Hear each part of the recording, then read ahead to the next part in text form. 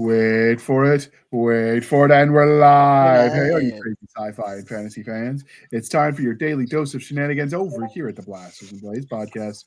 Just a couple of nerdy veterans and one chaos coordinator geeking out over our science fiction passions and fantastical fantasies. A place where magic is king, the sky is the limit, and space is the place.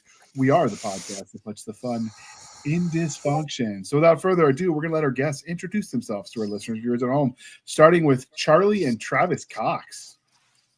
Hello, I'm Charli. I write sci-fi and military fantasy with a sense of humor, and I live in the beautiful Pacific Northwest with my leg husband, Travis. Leg Life Matter. Yeah, I'm Did Travis. she say late husband? Leg. Leg.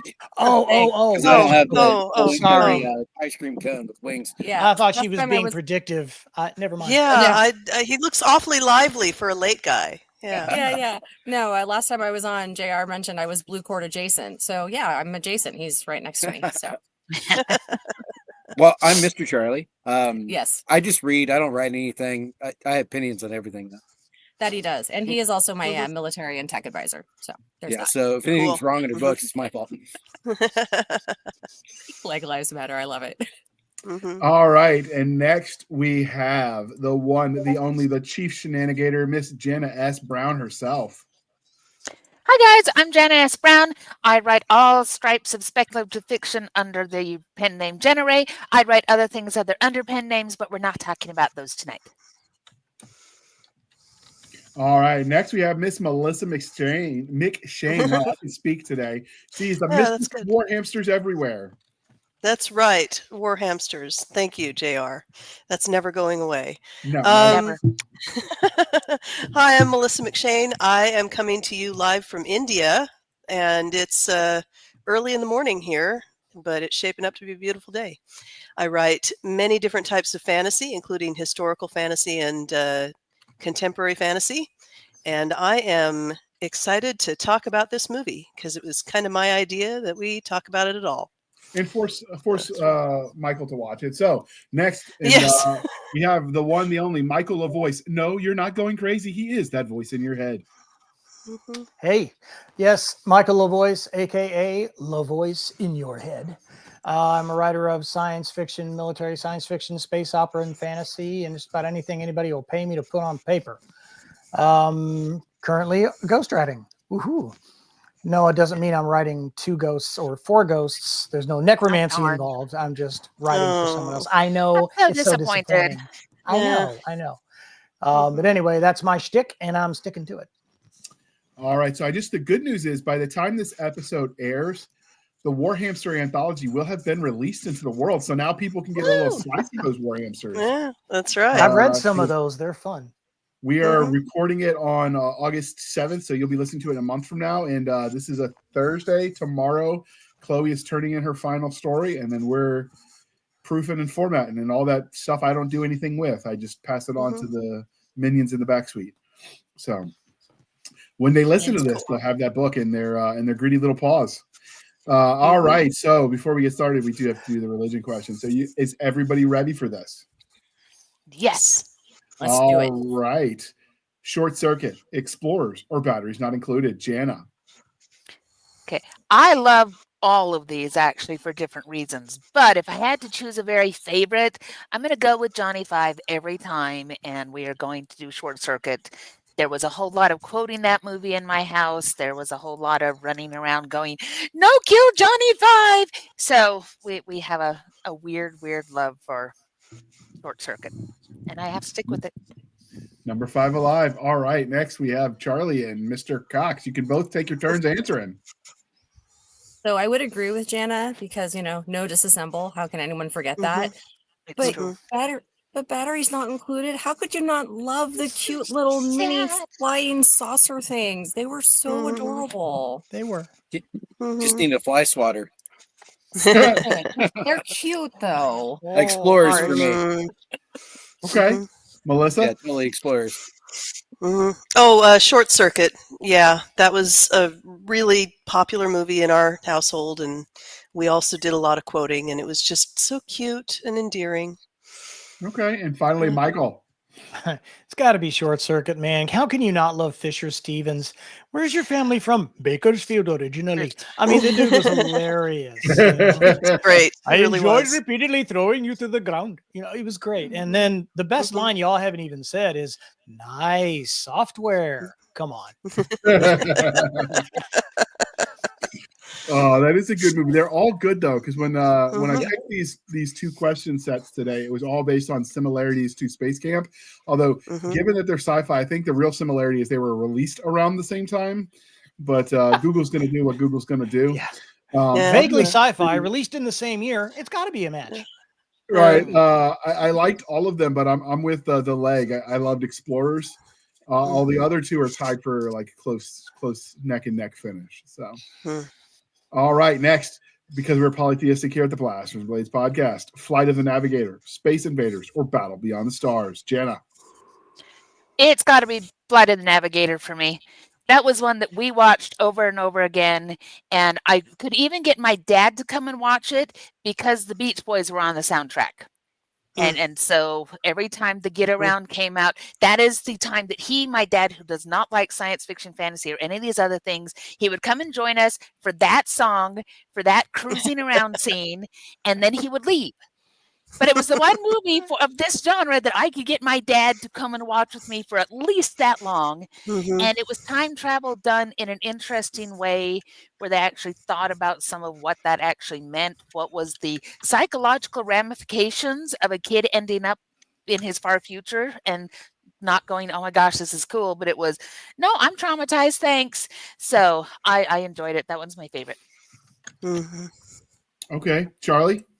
I have to agree with Jana because, I mean, we're all Gen X kids and trauma was part of growing up. But, yeah, Flight of the Navigator, love that movie, especially the scene where the ship guy, I can't forget what the character name was, but when he rattles off the McDonald's Big Mac commercial, I die every time. Every time I watch that.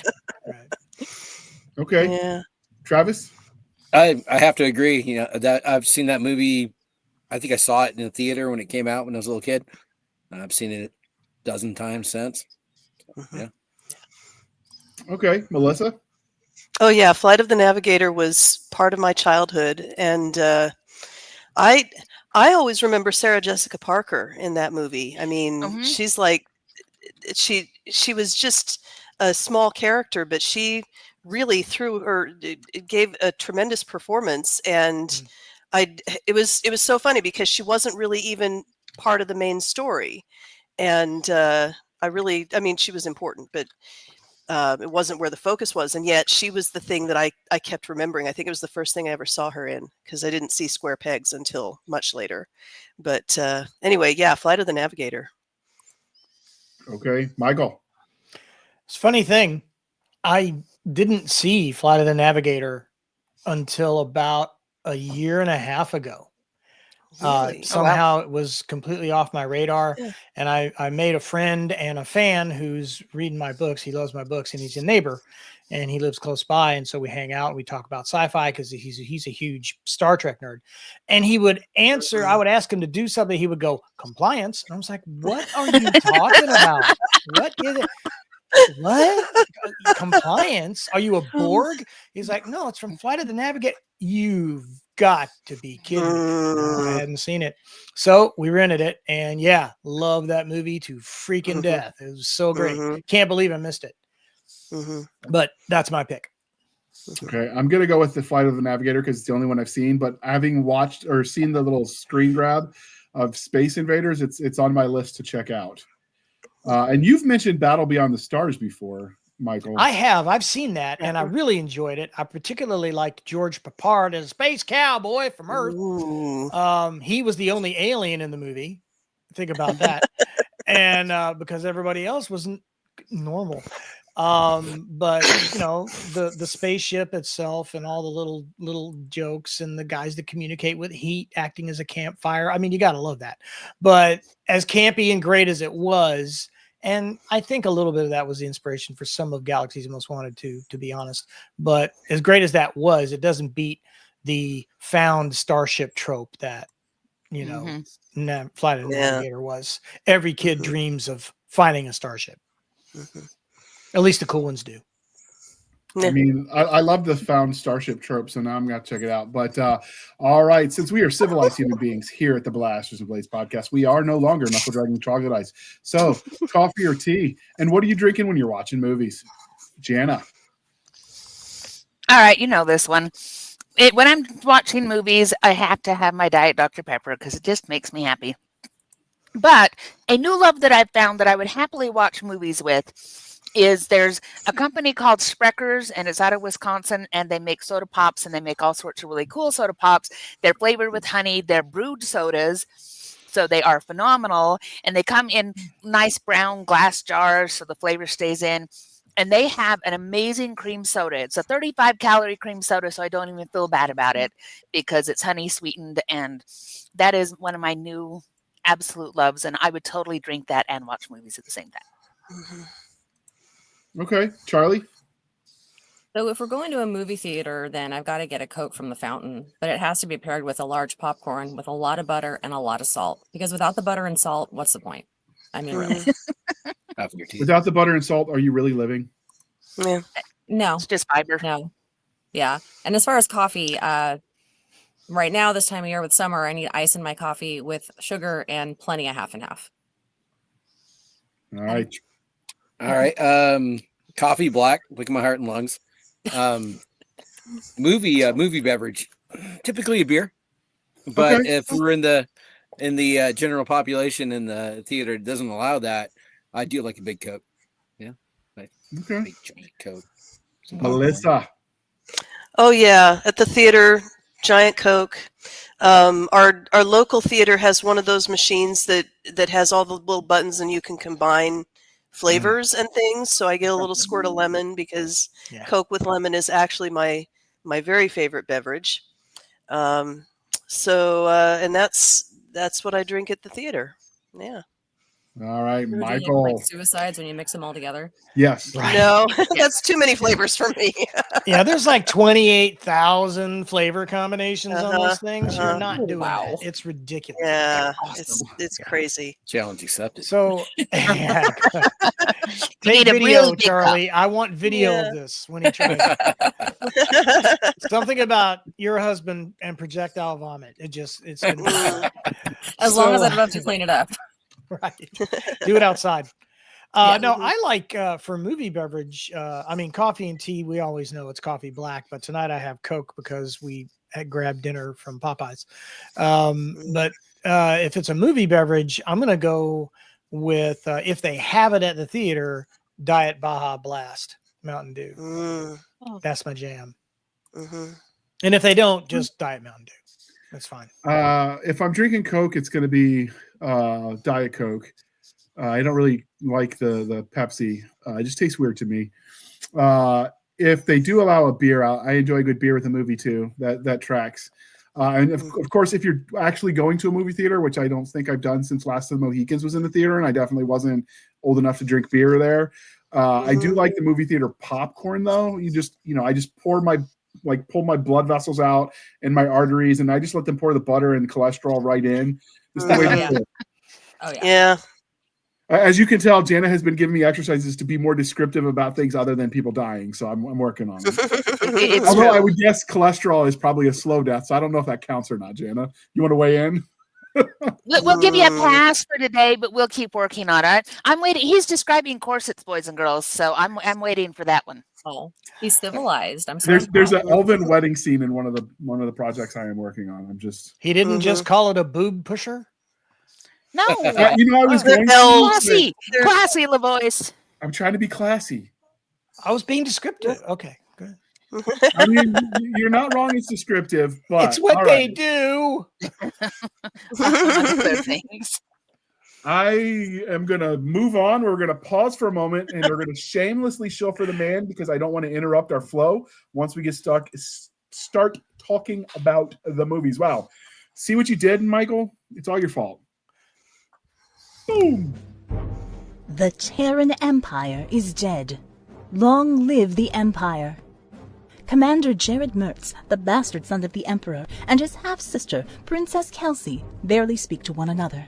To their dismay, their father seizes an opportunity to change that and sends them on a dangerous quest to explore the fallen empire. Separated from home by an impassable gulf and struggling to redefine their relationship, they find themselves thrust into a vicious war. Unless they work together to stop the Empire's deadly legacy, billions face a horrific fate.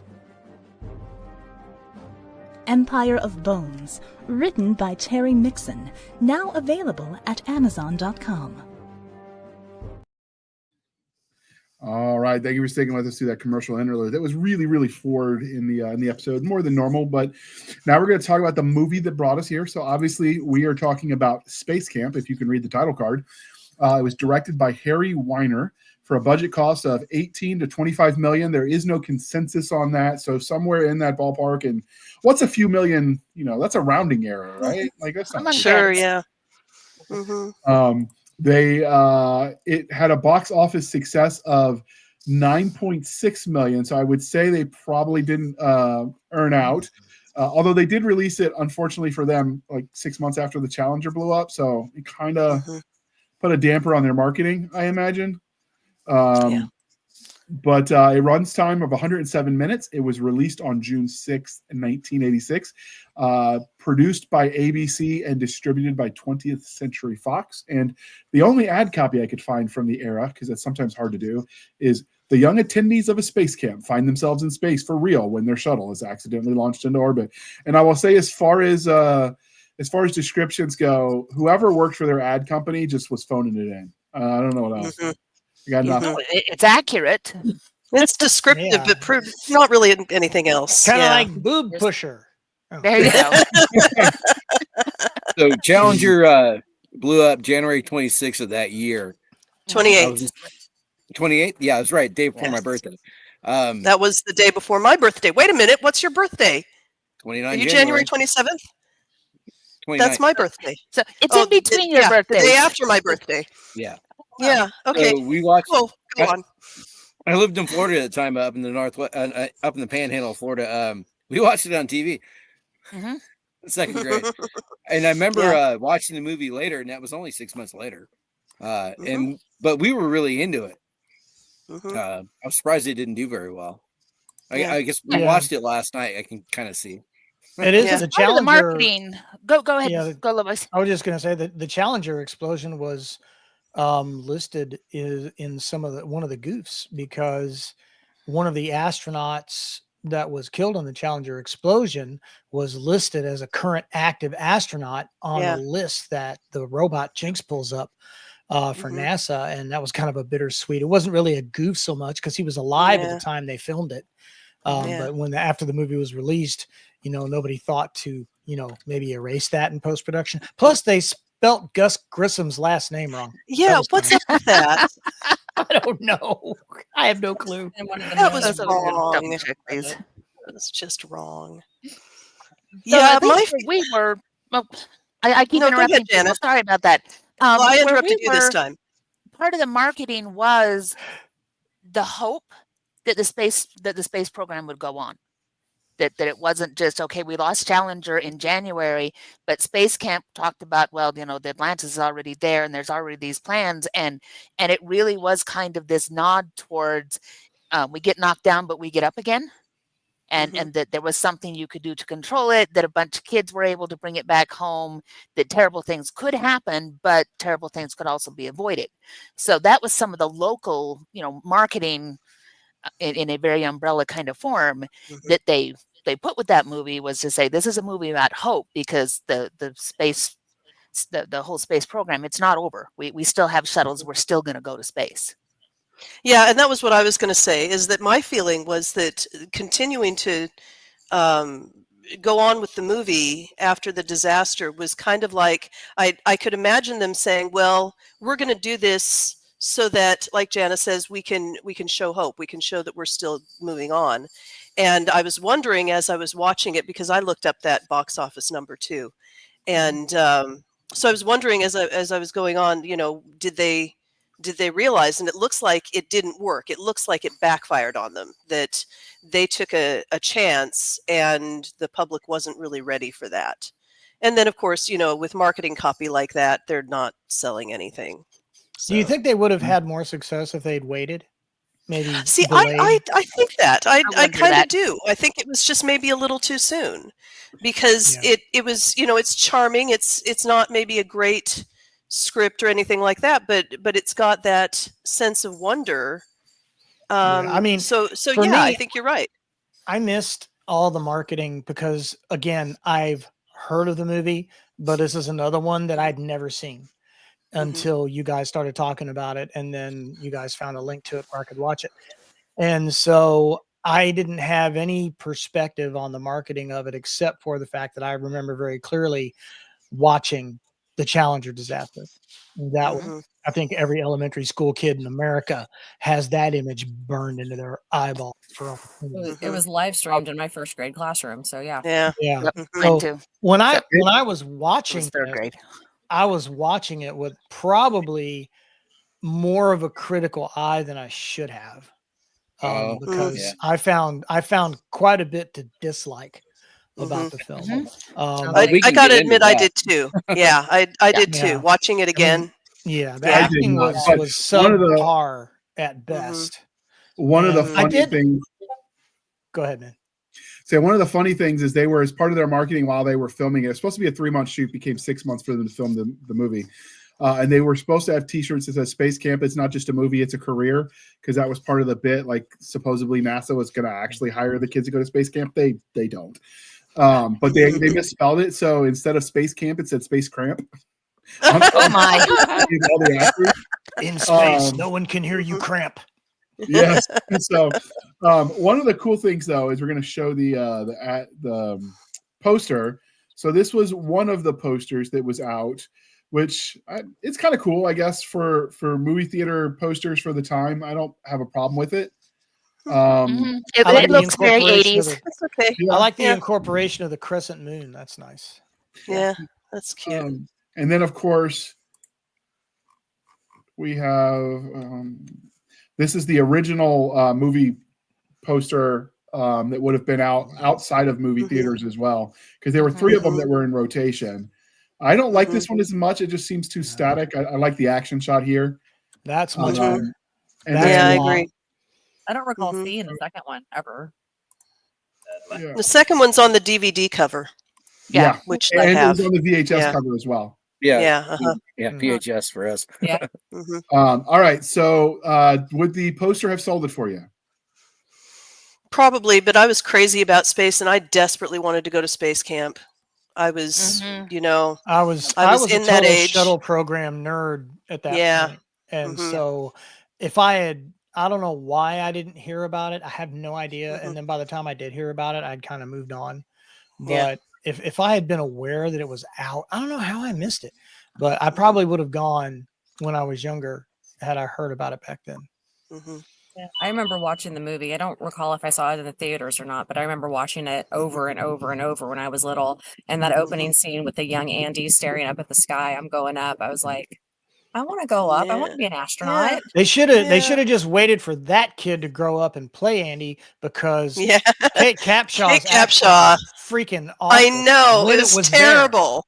It It was was like terrible. in and out and in and out. She's Uh-huh. like Richard Simmons in a house full of closets. And in and out and in and out. This was the third movie poster that was out. That was that's in the precious. pre-release.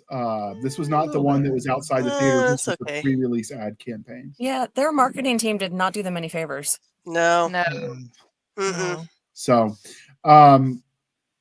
all right. So we have all agreed that we were not as pleased with the ads such as it was. But let's check out this movie trailer and see what you guys think. This is the original one from 1986. Okay. Atlantis, do you copy? This is Atlantis. Radio check satisfactory. Over. Space Camp. Robert Pickett, Purple. America's real training ground for future astronauts. I'm going to be the first female shuttle commander. Catherine, you're not a passenger, you're a pilot. Buy it. Do you want space camp? My father wants space camp, but I want my head examined. Please return your seats and tray tables to their full upright position. remember everything I read. It's a real drag sometimes. What'd you get on your SATs? 800s. And what is your name? Rudy Tyler, ma'am.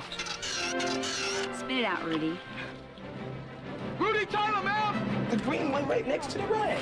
At 0900 Thursday, we're going to test fire the engines, and some of you will be able to sit in this. Earth to Catherine. Stand by for main engine test. She's all yours. 4, 3, 2. go for main engine test. We have main engine test. We have overheat on Booster B. What does that mean? We can't stop it. Booster B is near ignition. It's going to light. Get that thing operational. Go for launch. Now! We're not authorized. Light it or they're gonna die. What's happening? Do it now. Light it.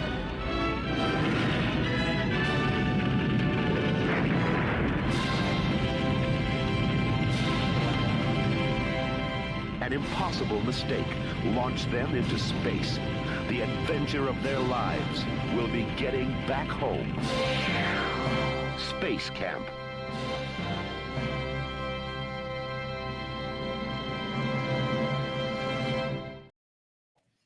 We're still waiting for it to come to a theater near me, but They are.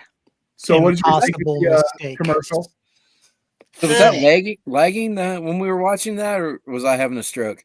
You were having a stroke. Don't worry. Yeah. I'm Oh, sure good. Charlie can call a doctor for you.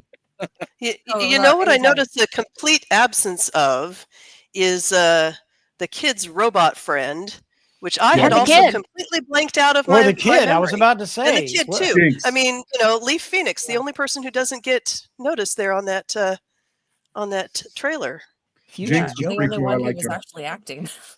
Yeah, he was. Well, oddly enough, his performance was my favorite out of the Yeah. entire cast. He reminded me quite a bit of Lewis from The Last Starfighter. He had that kind of energy. Yeah, Kid Brother yeah. Lewis, and even though it's a Yeah. totally different actor.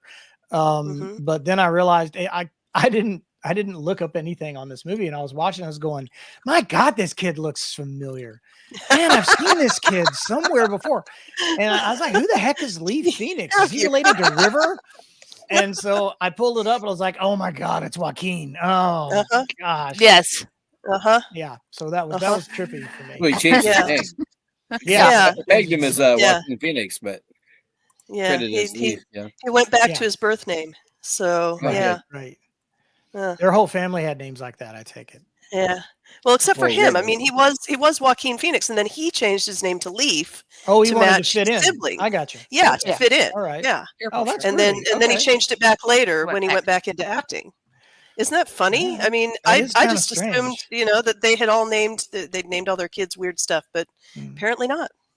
So, I did enjoy the kid from Revenge of the Nerds, Rudy. He was okay. Mhm. He had Mhm. at least he had a bit of a character arc. mhm. Capshaw's character, she didn't have a character arc really. Yeah. Leah Thompson's character barely had a character arc. The Mac Machine Jeep driving Tate Donovan almost had a character arc. He developed Yeah. a character for about 5 minutes, and then it Yeah. faded very quickly. Yeah. I just You guys sure you the watched thing- the same movie I did? It was all 80s cheese and it was awesome. I'm not saying it wasn't awesome. I mean, it It had was- soundtrack music from Dire Straits. You can't beat that for an Yeah. 80s movie. Yeah. Although they did play the songs out of order. She was playing a cassette. Remember cassettes, kids? Oh yeah. She was playing a Yes. cassette, and on that album, they played the first song, but skipped track 2, which is Money for Nothing, and went straight into Sultans of Oh. Swing. And I was like, wait a minute, Uh-huh. that's track 3. They didn't play Couldn't that. afford Money for Nothing. I guess it Yeah. was too popular at the time. Yeah. Right. Yeah. Uh-huh. For the And rest that of was the Yeah. least of the technical errors involved in this movie. As a shuttle nerd, I was greatly offended at quite a bit. I love that trailer though when he says an impossible mistake. Yeah, I'll say so impossible it doesn't friggin' exist. There's no such thing as a friggin' thermal curtain failure. That's complete made up BS. It doesn't exist. We won't even get into the fact that Space Camp filmed on location at Huntsville, Alabama. Mhm. there's no way to sneak off of campus to go see the see the shuttle on the pad. Yeah. Remember, And it allegedly takes place at Kennedy, which is in Florida, and that place didn't exist. Space Camp Florida didn't exist until 1988. So, Michael, are you one of those guys who gets mad when you find out that inverting the polarity of the dilithium crystals doesn't work either? No, because I recognize that as the techno babble that it is. I expected I expected a movie based around NASA science and NASA shuttle programs to be somewhat reality based. If there was a way to accidentally launch a shuttle, I expected them to figure it out. Well, I will say that it was in like all 80s movies, you had to have at least one scene where girls were sitting around talking to each other in their underwear. Yeah, I was like, really? They were jammies. These They were girls in their are like, jammies. no, one of them was clearly in panties and a midriff bearing shirt, and I was very uncomfortable because it's like, she's like 12. Stop! What are you doing? No. She's your grandmother. By Roman Polanski? What? She's not 12. They wouldn't have let her do that if she was 12. Yes, it's Hollywood, baby. That's right. Well, this was 85, so if she was, we'll say 16. Not Leah Thompson. It was one of the other girls. Kelly in the Preston. Scene. No, not One of the other. One of the jammies. One of the girls in the background. Yeah, I didn't know them. I was looking at the actresses. So the scene started zoomed right in on her. As she really? Up onto the top bunk, it bounces around in her little panties. I'm like, what is this? The way that men watch, the way that women watch. Then they zoomed back. LaVoice, what were you looking for? I was waiting for an actual scene to start. Thank you very much. I'm not a pervert. He reads the magazines for the articles, people. Exactly. Yeah. So I mean, there was the trope, obviously, the car, and I never had a fancy car, but I did take care of my cars, and the idea of people climbing on their hoods, I'm like, ooh, that's how you dent and scratch the paint. No, don't do that. That's how you knew it wasn't really his. Yes. I mean, I get it. If it's a truck, you back up, you put the bed down. I got no problem with that. You won't hear me. I know a lot of Jeep owners. There's no way. And that scene, was he driving barefoot? Because when he hops on the hood, you can actually see. Like, did he take his shoes off, or was he driving barefoot? What's up with that? Here? That was just weird. I recognize stupid stuff like that. He didn't wear his shoes because he was sneaking out, right? Yeah, that must have been it. He took his shoes off so he wouldn't scuff the Jeep. Yeah, he could be a sandals guy. Because it wasn't his Jeep. Yeah. Right. I don't know. Well, it was a different experience. We rewatched it last night, so we were fresh for talking to you guys and watching it, like I said, a million times when I was a kid. I loved that movie. It was one of my favorites. And then watching it last night, it was like, this doesn't hold up. I'm so sad now. Yeah, that's how I felt. Yeah. Yeah, and that's part of the thing that may be interesting with how LaVoice hit it, because you've seen it as a grown-up. And a lot of the nostalgia for it goes back to seeing it when you were in grade school, again, shortly after Challenger exploding, shortly after other things. There's a whole lot of give the thing its premise, because the audience was kids for the most part, kids and teenagers. Oh, yeah. And I'm sure I would have had a different reaction. Yeah. As a kid, it was like, of course, yes, if this rocket goes and the other one doesn't, it'll crash. That totally made sense to third grade me.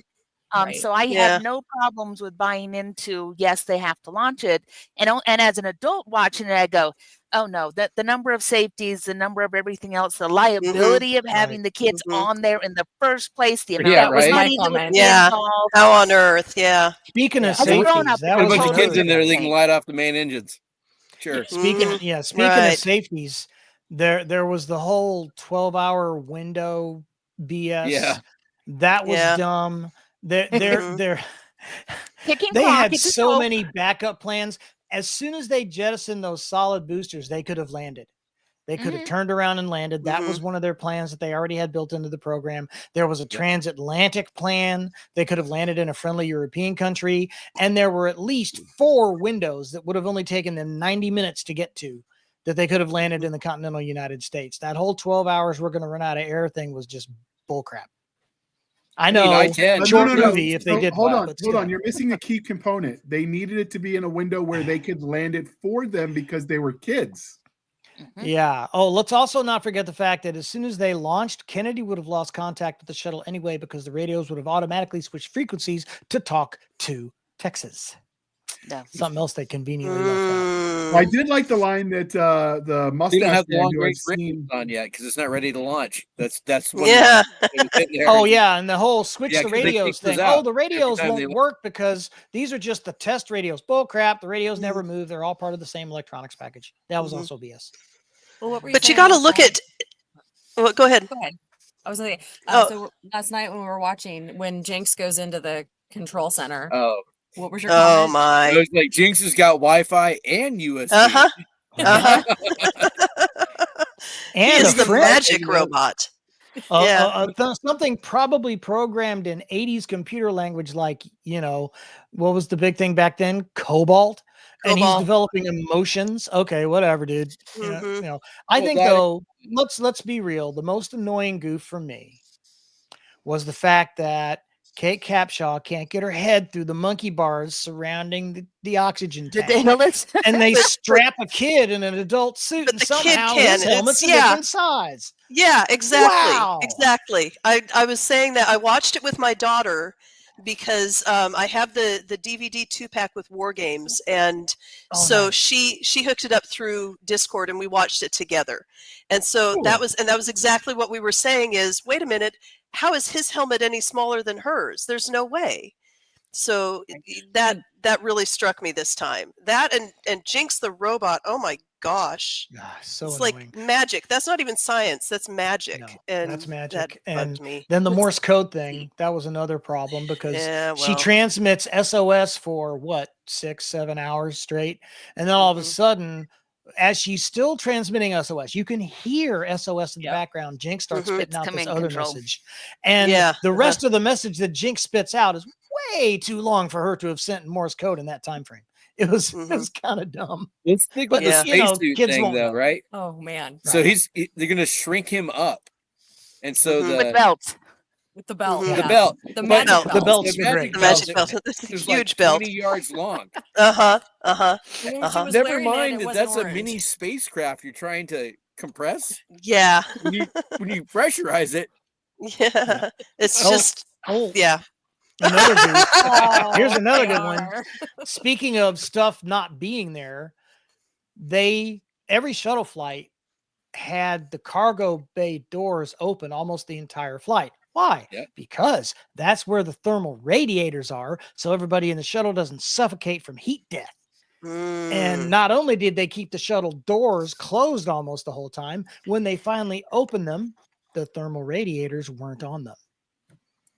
So they would have been dead a long time before they ran out of air. Oh, poor One of the LaVoice. things I did like is when the press is like, "What are we going to do that launched?" And the husband of Andy, I can't remember his name, but I've seen that actor. He was in Iron Eagle, Tom wasn't he? Skerritt. Tom Skerritt. Yeah. Tom Skerritt's good. Piper from Top Gun. Yeah, Yeah. he was like, just tell them we sent the kids up. They'll never believe it, and it was absolutely true. That was I Yeah, got a chuckle out of that one. Still, Yeah. that line aged just as well. It did, because sometimes the government tells you the truth, and you're like, nah. I used to believe in You aliens. made until that the government up. told me they were real. Okay, so on JR, do you want to positive get us back side- on track, or should we just ramble some more? No, we're good. So obviously, I thought the filming, like the filmography, was well done. The shots were well executed, given limitations of the tech at the time. I think it's comparable to anything else that was produced in the 80s. Yeah. So I had no problems there. What did you guys think of the film, the way they shot it from a artistic film perspective, not the plot, but the actual camera work? Travis has a think feeling. How they depicted free fall or ZRG, whatever you want to call it. It was Right. all on wires, right? It did a pretty good job. I mean, when You the saw a shuttle's few like of them, though. anking and banking, right? They should have been stuck to the wall, but whatever. The only reason you could really tell that it wasn't free fall is the hair was. The hair. The hair would Yeah. be like, And Yeah. what's her face's earrings? pretty good job. They Yes, stayed the down. earrings that don't confined just stay space. down. Yeah. Yeah, so good job on the wire guys and the actors Yeah. pulling it off. Yeah, I agree. But I did see a few wires. And there's some shots when they're out there moving around in space that were still very tense, like surprisingly tense when the rest of the movie really hadn't really stepped up yet. But at that point when they're getting there, all the other flaws aside that they had to, the stuff they had to make up or change to get them there, once they were there, it was really quite impressive. Yeah. I did find myself emotionally invested when Kate Capshaw's character got knocked out and was dangling by her tether, and they closed the doors on it. I was like, oh my gosh, that's freaking me out. And then the kid had to go get her. That was a really tense scene.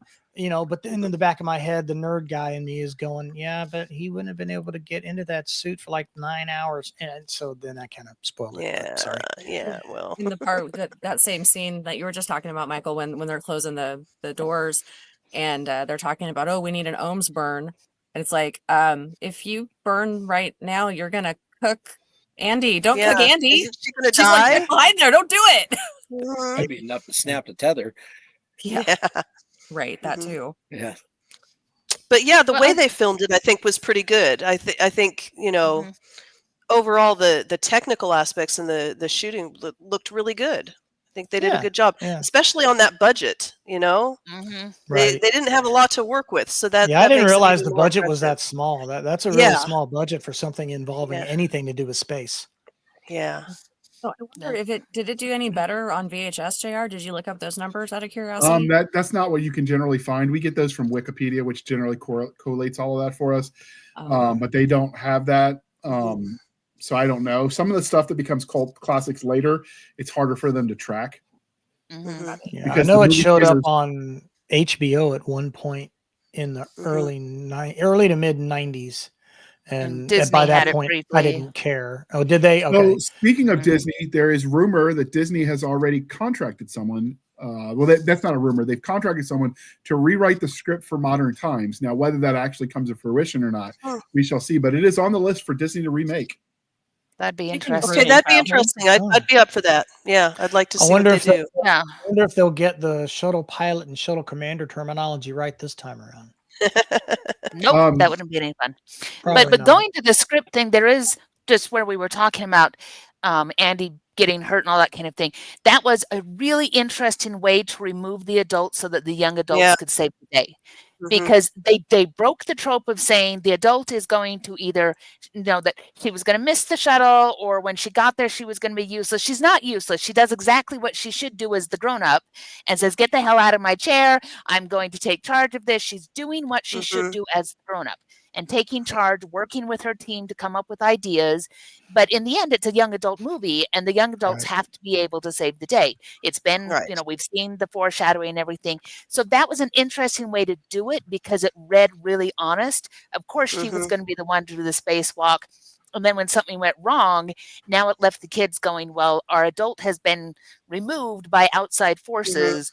And now we're in charge. So I didn't love all the script, but I do like that choice in the script as far as giving the young adults the responsibility, because their adult was not stupid. It was, she got hurt and now we got to do something about it. And who didn't think it was absolutely adorable when, Lee Phoenix's character was so freaked out, who'd always wanted to go to space, but now he's here and he's freaked out. He didn't want to go do the spacewalk. And then just by impersonating Obi-Wan, they get him to go. That was adorable. I don't care. That was really sweet. As a Star Wars nerd too, I think that was bad. That was good. And of course, it's the 80s, so you had to have a bullying scene because you would think it was rampant the way they threw it in every movie, but I didn't see it that bad. So I don't know. It was very mild though, because these are science nerd kids at space camp. These aren't typical kids at space camp, and of course they bully the robot. Yeah. So one of the things that struck me as odd when it comes to that was the way everyone was suddenly so competent that they maybe you could go with because it made it sound like some of these kids have been going for years, but like they're experts at their little stations and stuff. And I found some of that hard to believe. But not Rudy's character. Rudy's character admitted that he was bad at science. He loved science, but he was bad at science. No, I'm not talking about I'm not talking about the main characters. I'm talking about the support staff that were the other, they had the color-coded teams, the other teams that you see in the background where like some of them are playing mission control and some of them are, doing their own thing. they all seem so super competent. It's like, wait a minute, are these recruits who are learning, or 20-year veterans? Because they had them so proficient, it was kind of hard to believe. Like the faux mission control when they're messing with the crew with all these extra emergencies. Yeah, that they were just really competent, and just so happened that the main characters of our movie were all new and didn't know what they were doing. Except for Leaf. Except for Leaf. Kid. He'd been there 4 years. But he'd never been to the adult space camp. He'd always been to the kid space camp, which he did kind of count as a noob. Yeah, he was still kind of new. Well, and the mission control might have been something being controlled by the camp more than anything, where they're feeding them stuff. That's so in Utah, we have a space simulator. One of the schools has this, and there was a lot of money put into it and that kind of thing, and it's very, very cool. They have it at the school, and now they have it to where they can do an auditorium-sized simulation where the kids are on a space station and they're having to respond to things, and you get gunners, you get this, that, and the other. They have a big trailer, like from a tractor trailer, that they drive around, and there's a whole setup simulation there. Melissa and I have done that one before, and you have security, you have aliens that can beam on board, you have all these things that can happen. And the folks that do the mission control, they run through these scenarios and these stories in so many different ways. And it's amazing how competent you can become at what you're supposed to do at your job in a very short period of time. And they give you pop-up cards and they give you instructions. They run you through a few things that let you test what you're doing. And then they throw the simulation at you and you see what happens. And I've been on simulations where we have exploded messily, ones where we totally won, ones where our security guys got unfortunately killed in a unfortunate transporter accident, but the rest of us made it. So they really do these kinds of camps, and you can learn a level of proficiency pretty quickly, and there's a lot of simulations you can do. So it is a very cool technology that we're still working on with kids to keep them interested in science and in space. They have, and I wonder about the returning campers, because space camp is not cheap. I mean, that's why I never went, because my family couldn't afford it. Yep. Same. So, so if you're going to space camp more than once, your family's pretty up there in terms of resources. So, I don't know. I wonder about them talking about the kids coming back. I wonder how realistic that is. How many people just keep coming back to space camp instead of it being a once in a lifetime thing. I don't know. Maybe they have a discount. Every year you get a returning camper discount. Get your card punched. Yeah. And maybe some of it was because, that was still the height of the space race. We were still in the Cold War against the Soviets. So some of these kids were listed as certified geniuses. So maybe they were kind of trying to cater. Maybe they just, gave it to them. Yeah. Because it wasn't the young boy was supposedly like genius level IQ. 180. I didn't remember the number, just that they were saying how smart he was, and to whatever. So maybe and yet, a camp for genius kids run by genius people, and they can't figure out that the Japanese kid has been replaced by a white guy. No, and it never gets fixed. She didn't. No, she figured it out right away. She just let it go. I know, but they never fixed it. That's so. I was like, they just traded teams. Nobody cared. Yeah. He had to be next to the girl he liked, who of course was attractive and didn't know she was, because it's the 80s. Oh my gosh, yes. Right. Because she was smart and she didn't have big boobs, so therefore guys didn't notice her. Right. That's right. Yeah, sure. I was interested in girls at that time, and I'm just saying that, we noticed all of them. I don't know that there was that level of discrimination. But it was cool, though. I mean, it was cool that she was ambitious, but she wasn't a girl boss. She wasn't perfect. She wasn't good at everything. In fact, she realized her limitations just like he did.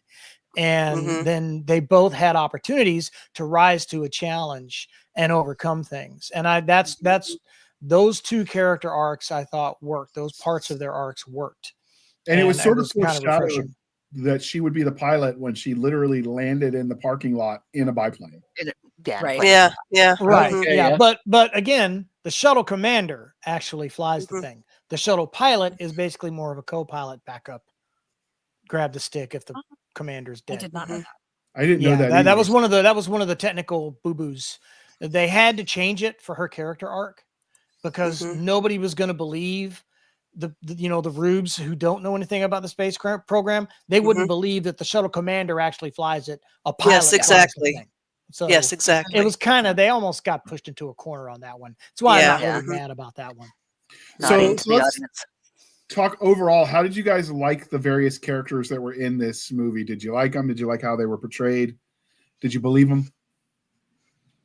Yeah, I mean, they're not. The acting wasn't real great. It was serviceable, but I liked the characters. I didn't dislike any of them. I mean, even the kid actor. I mean, Joaquin Phoenix. It was obviously showing that he had talent, even at that age.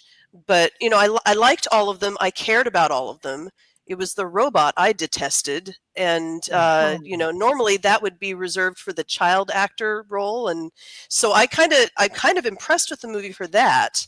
That the kid wasn't annoying. That he was actually one of my favorite characters. But yeah, I liked all of them. It was.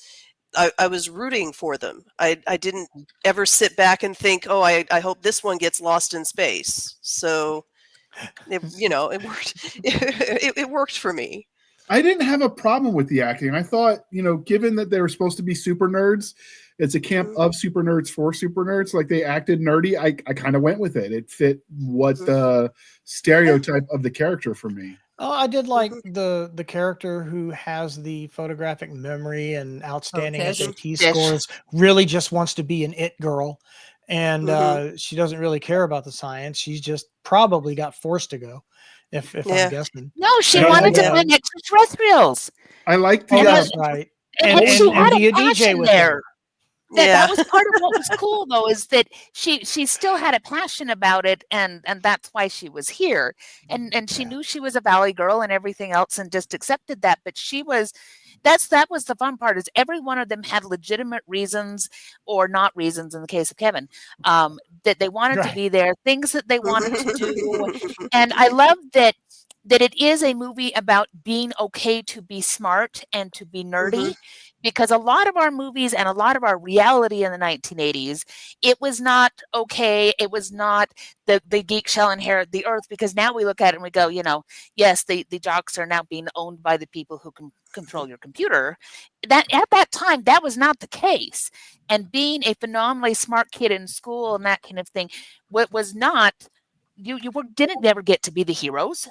And so I loved a movie where the heroes were the people who were like me, in particular the girls that were like me, that there were girls on this thing and they were smart and they were never belittled for being smart. That kind of stuff I ate up as a child of the 80s in that particular time, because I was smart and I liked seeing girls who were allowed to be smart. And I love that the whole thing. It's a smart movie. I really like the character of Rudy, because I like science. I am not good at it. I barely made it through math and science in college. We jokingly called the math class I took Betty Crocker Calculus, because it was just for beginners. And that's about as far as I got. So I really liked Rudy, and you could tell he was a military brat the way the character was written, because when she says sound off or whatever it was, spit it out. Yeah. Yeah, he gets louder instead of spitting his gum out. That was pretty funny. And you could almost see him snap to attention as he did it, like his shoulders. Yes, he did. That kid, I related so hard to that kid.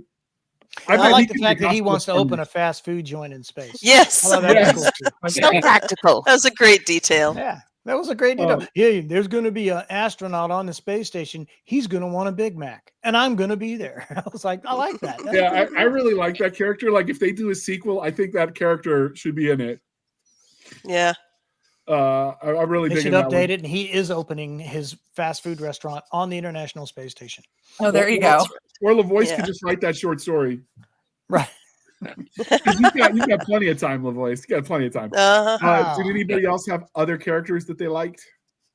So I know, Melissa, you said you didn't like Jinx. I loved Jinx, even watching the second time through. I thought he was great. I thought it was so endearing that he wanted to send Max to space and had no idea what the ramifications would have been for his decision to do that. I thought it was sweet. See, well, okay, I should be more specific. I had with Jinx. Smart enough to figure out how to send a kid to space, not smart enough to see that this is a really bad idea. Because he's literal. That's how they program him. I should be more specific. Jinx as a robot, the character did not annoy me. His position in the story where he is capable of doing all this stuff that is completely impossible, that kind of drove me nuts. That the Wi-Fi and Bluetooth thing, the USB. Right. And okay, so as a character, I should clarify. I should retract that. I do like Jinx as a character, but I didn't like what he had, as the magic aspect of it. Yeah. But he was really cute, and I liked that he sort of, they developed him as if his relationship with the kid is kind of what made him mature into something more self-aware. So I kind of liked that they were at least acknowledging that an ordinary robot would never be able to do this. And yet, he's got this kid who's working on him and tinkering with him, and suddenly he's more aware. He knows what he's doing. So I liked that a lot, actually, about the way that character developed. Oh no! All right, but he's no Johnny Five. He is no Johnny Five. That is true. He is no Johnny Five. He is not alive like Johnny Five. Yeah. Number 5 alive. That's right. So what did you guys think of the world building? I mean, it was pretty easy when you set a movie in modern times, modern being, when it was filmed, not now. It was fine. When you set a movie in the real world, it kind of takes some of the guesswork off the world building because everybody already knows. We'll call your movie Space Camp and then film it at Space Camp. I mean, that's pretty much it. Yeah. So I know, Michael, you had some ideas, but what did you think of the plot overall, the story arc? Oh, well, it was contrived quite a bit. I know they had to get him to space. I get that. Okay. But the writing was just kind of, to me, the dialogue was kind of meh.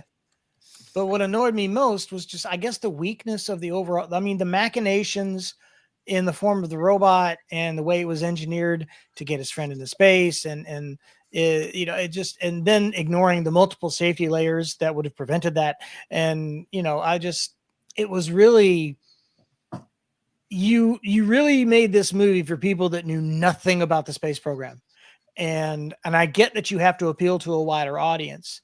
But at the same time, I have to picture in my head at some point in a theater somewhere, somebody stood up and pointed at the screen and goes, "That's bullcrap." Yeah, I just picture some shuttle nerd like me back in the day standing up and, "This is so stupid, I'm leaving." But the writing, as far as some of it was really good, like some of the situations they put them in, and they were well shot, like the sequence with the spacewalk. Minus the helmet thing, because we've already established if she couldn't fit through the monkey bars, neither could he.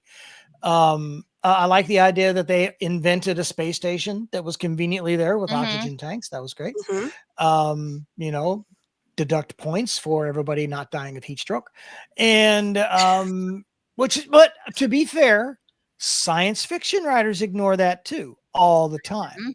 We talk about space being cold and people freezing to death on the outside, but we don't very often discuss the lengths that we would have to go to get rid of excess heat in space. Yeah. So I kind of got it. That's like neutral on that one.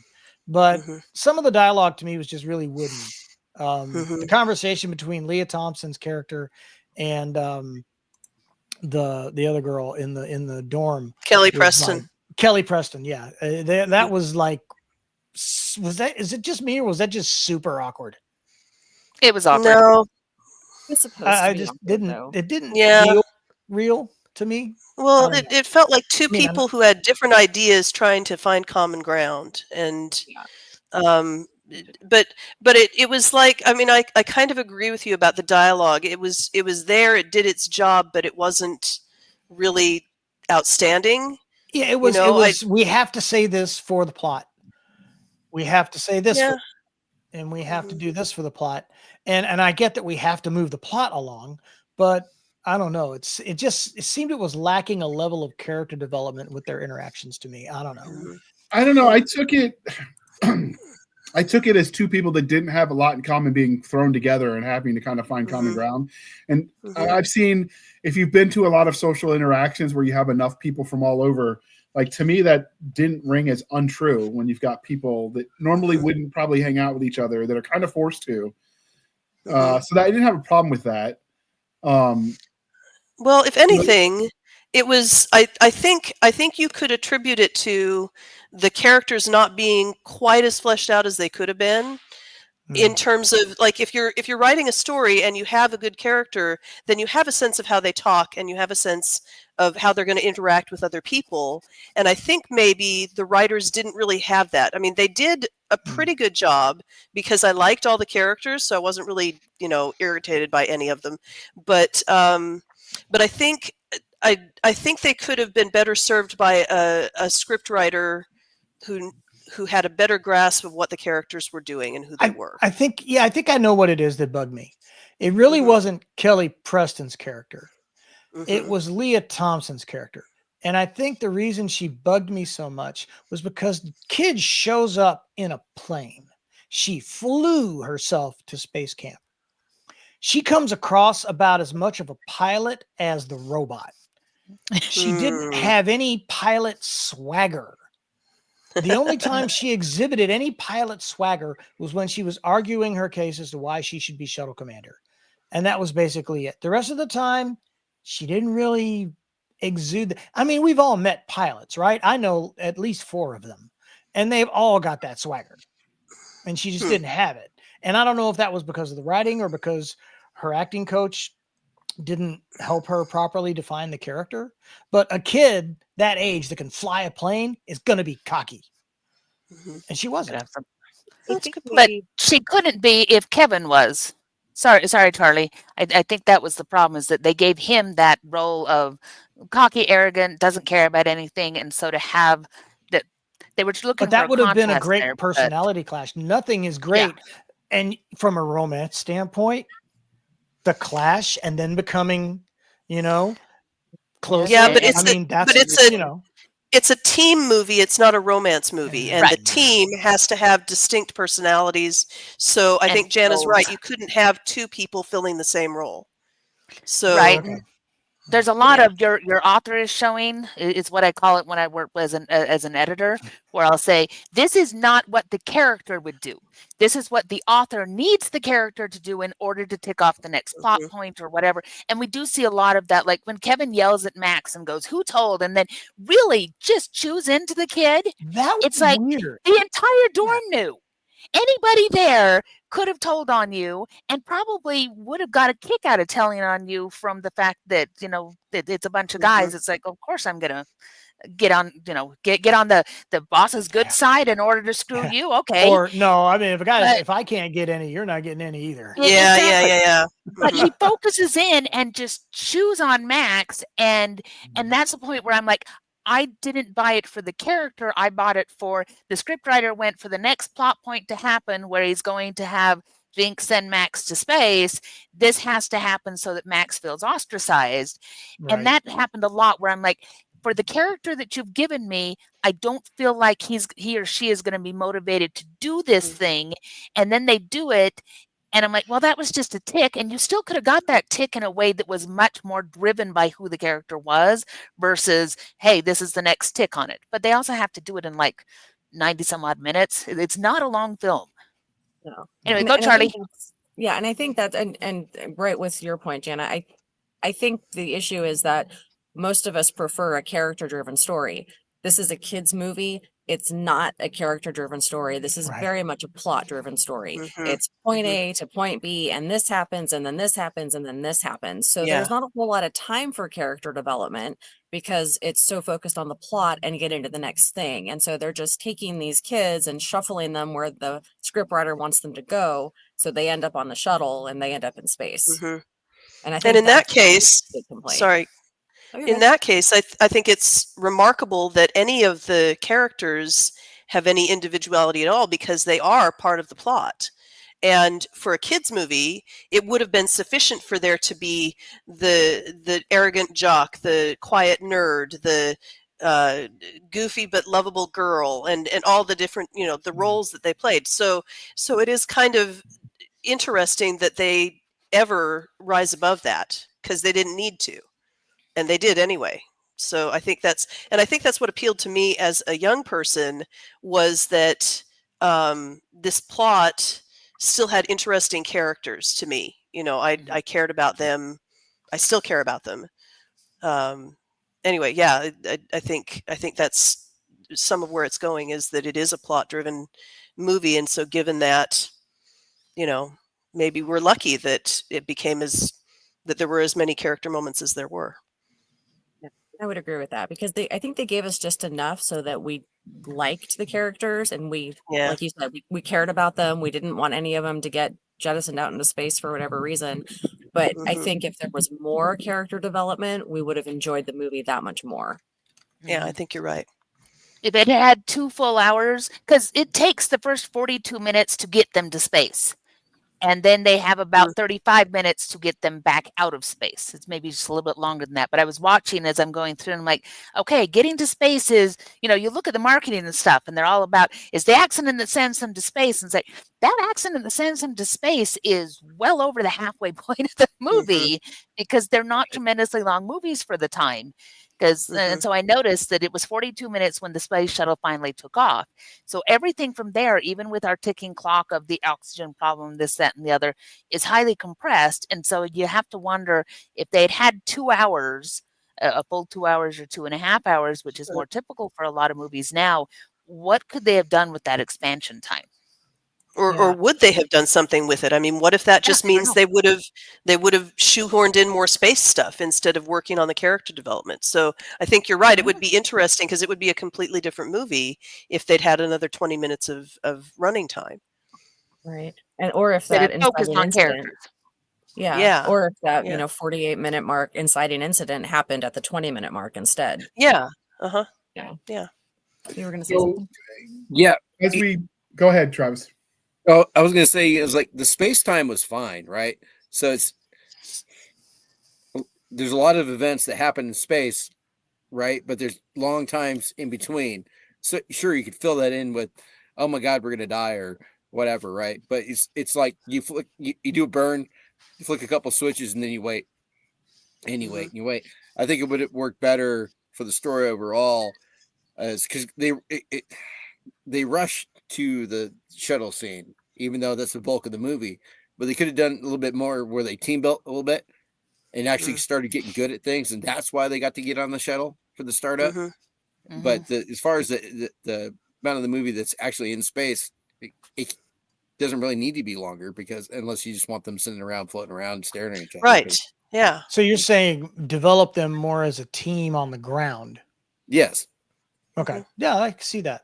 I can see that. Then then it makes a little more sense going on. But with a kids movie and watching it as a kid, I loved it. Of course, I wasn't any older than, probably the same age as Joaquin Phoenix, so maybe even a little younger.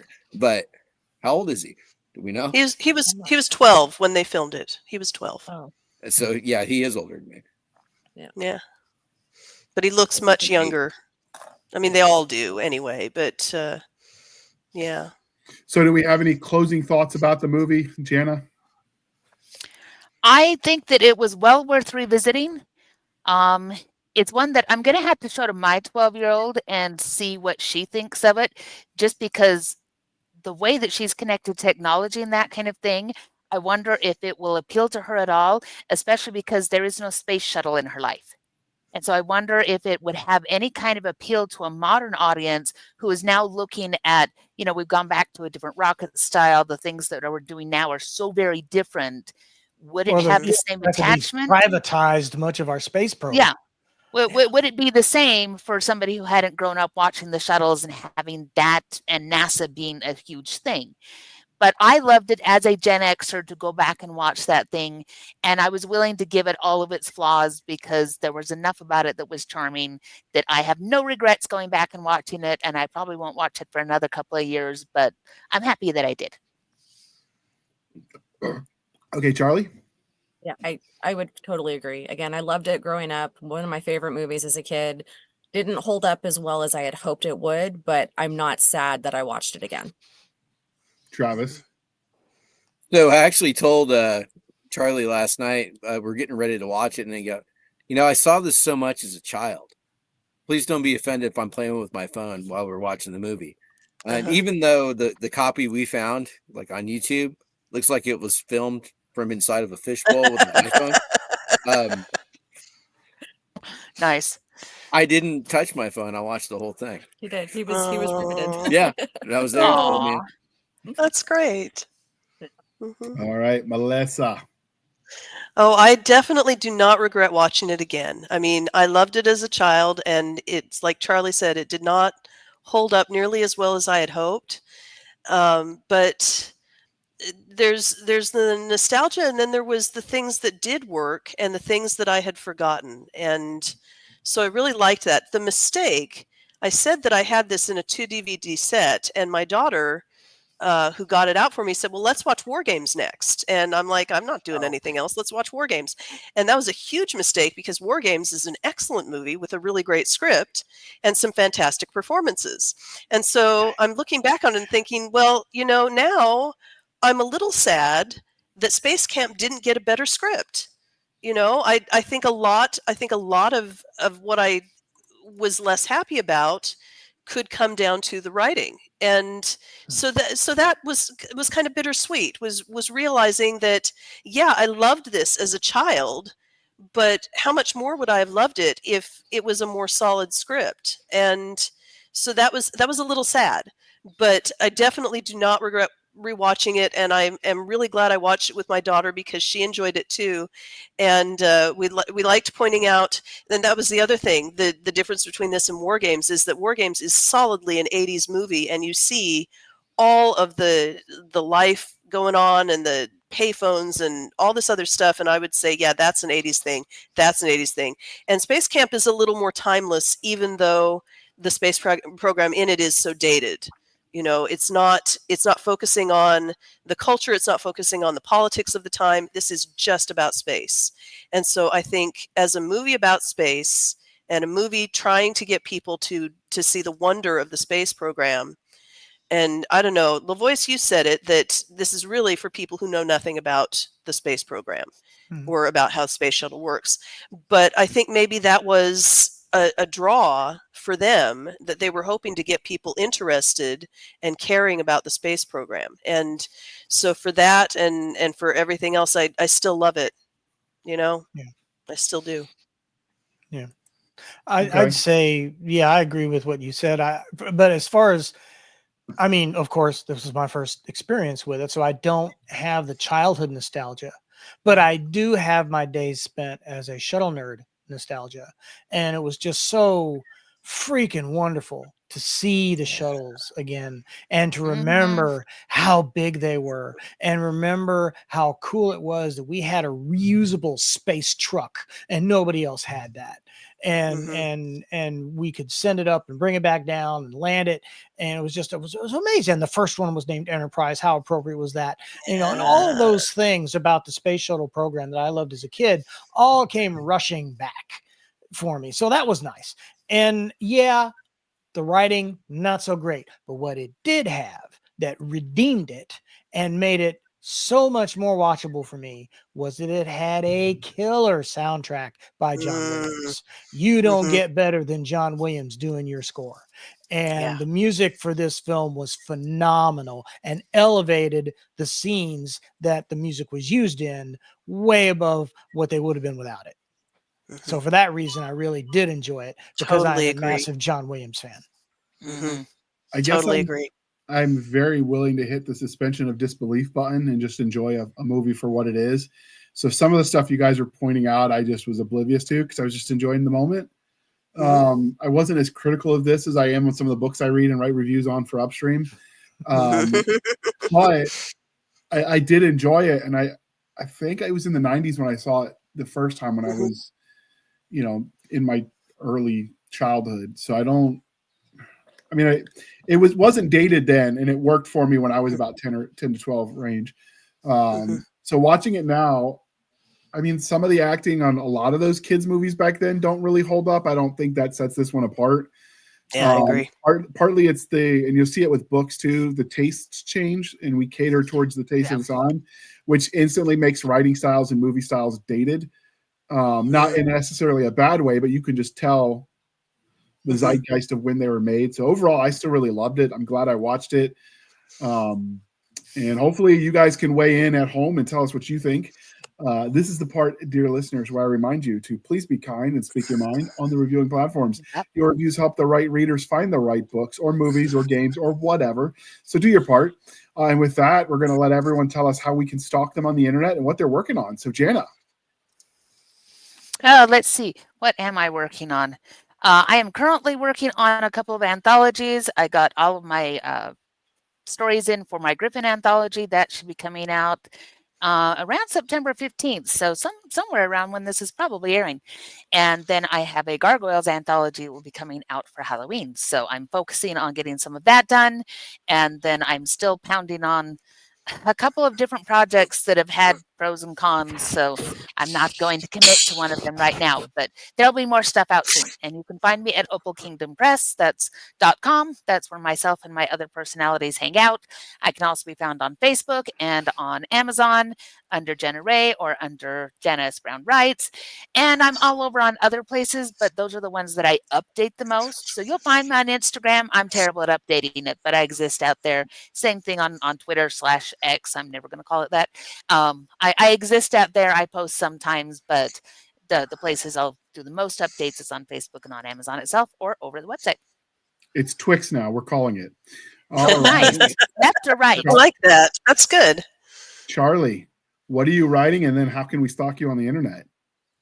So my first book, Fae Wars Northwest Front, came out earlier this year. Yay! Gunny. Yes. And then my second book, Whistles of the Wendigo, which I don't have physical copies yet, dropped last month. And currently I'm working on a short story and a novella that I hope to turn in quickly so that I can work on the sequel to my Fae Wars. And you can find me at charliecox.net and charliecox.com. I go both ways, like some friends of mine. I'm also on Amazon and I'm on all the socials. So come find me and come say hi. I would not suggest stalking Travis. He has guns, so don't do that. It's bad for your health. I just wanted to show off my shirt, though, while we're here. Oh, look at that! Sweet. I'm just saying, honey. Unless you want lead therapy, I suggest you not stalk him in person. Oh, we are part of the Voices for LaVoice fan club. We joined at LibertyCon. Oh, nice, cool. Nice. So Travis, since you're not writing something at the moment, what are you reading? What am I reading right now? I'm actually Quentin Fox by Jason Cordova. Oh, nice. Yeah. Okay. Melissa, what are you writing and what are you reading, or where can we find you? Where can you find me? Okay, so I am working on the contemporary fantasy series sequel to my last Oracle sequel, and the series is called The Living Oracle, and contemporary fantasy where the Fae world has been locked away from ours and slowly poisoned for 1,000 years. And now that they have access to our world again, they're seriously pissed. And so we're working on book 4 here. And you can find me at melissamcshane.writes.com because my husband has not yet set up the melissamcshane.com domain. He keeps forgetting. I keep forgetting. But that's my website. You can find information. There's also a link there to sign up for my newsletter, which is published monthly and gives information about new releases, stuff I'm doing, cat pictures. I'm also, you can follow me on Amazon. They do a really good job of sending out notices of new releases. Surprisingly, it's actually close to the actual release date. I don't know why they do that well when they don't do anything else well. Sorry, Amazon, I love you, but oh my gosh. And so you can find me on Amazon. I'm on X. I post infrequently there. And then my storefront is nightharborpress.com, and you can get ebooks sold direct from me, print books, bundles, things like that. Some audiobooks. We're working on getting more of the audiobooks up so that you can buy those and have them as an actual file and not a license. So there you go. All right. And what about you, Michael? What are you writing and how might Well, he speak you? I don't know what these uh, accents I was trying for are, but we're just going to go and pretend they worked, okay? It's very nice. I like it. It's very good. Nice. Right now, I am working on an undisclosed ghostwriting project for someone.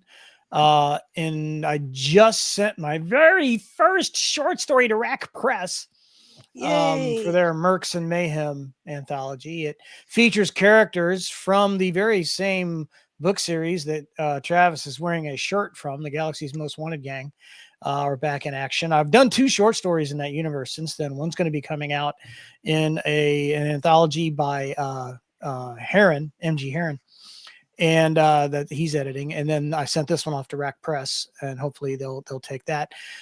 Peter, Stanley, and I are working on Sarcom Book 2 here and there, while I also develop the Gearhead Gorillas trilogy a little bit more. So I'm keeping busy.